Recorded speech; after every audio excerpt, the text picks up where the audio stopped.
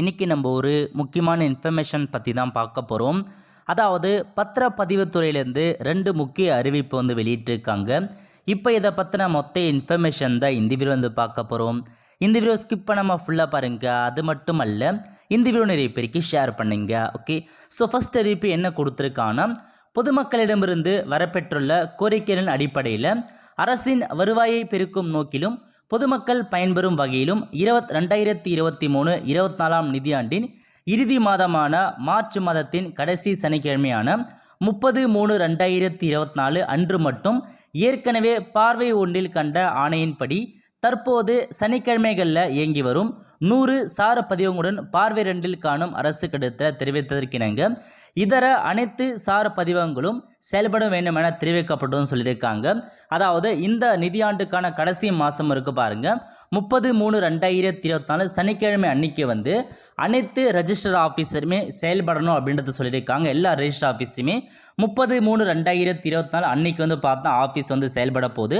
அது மட்டும் இல்லாமல் அன்னைக்கு நீங்கள் பத்திரப்பதிவு பண்ண போகிறேன்னா அந்த முத்திரை தீர்வு எல்லாத்துக்கான ஃபீஸு மட்டும் இல்லாமல் எக்ஸ்ட்ரா சார்ஜும் நீங்கள் சேர்த்து தான் நீங்கள் உங்களுக்கான ரெஜிஸ்ட்ரேஷன் பண்ணுற மாதிரி இருக்கின்றதை தெளிவாக கொடுத்துருக்காங்க. இதை செக் பண்ணி பார்த்துக்கோங்க.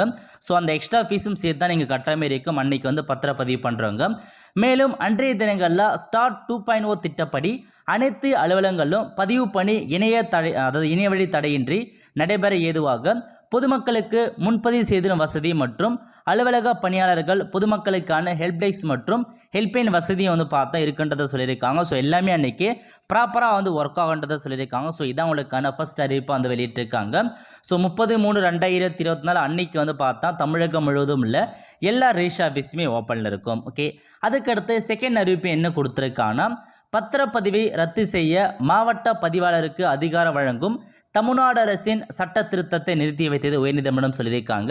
அதாவது இதுக்கு முன்னாடி தமிழக அரசு சார்பு பார்த்தா 2022 போலியான ஆவணம் இருக்கு பாருங்க, ஆள்மாறாட்டம் போலியான ஆவணம் முறைகேடாக பதிவுப்பட்ட பத்திரப்பதிகளை அந்தந்த மாவட்ட பதிவாளர் விசாரணை செஞ்சு அதை ரத்து செய்யும் உரிமம் பார்த்தா தமிழக அரசு வழங்கியிருந்தாங்க.